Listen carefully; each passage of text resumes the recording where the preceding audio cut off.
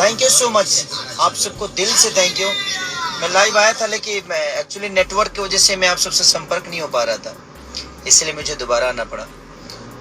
जितना भी मैं आप सबका धन्यवाद दूं बहुत कम है, क्योंकि आप लोगों ने, मैं 3 घंटे पहले आप सबसे एक सौगात मांगा था कि बस इसको 1 नंबर पे लाइए, और मेन पेज पे आप लोगों ने नए साल की शुरुआत जो मुझे दी है, नए साल का जो सौगात आप सब ने एक प्यार भरा आशीर्वाद जो मुझे दिया है, वो बहुत कम लोगों को मिलता है। इसीलिए मुझे अपने आप पे नहीं, आप सब पे घमंड होता है। इसलिए मुझे घमंड आप सब पे होता है कि आप जब भी मैंने कुछ मांगा है, कभी आप सबने निराश नहीं किया है। और जिंदगी में बहुत सारी चीजें होती है, मैं बस जिंदगी में एक ही चीज करना चाहता हूँ, सिर्फ काम।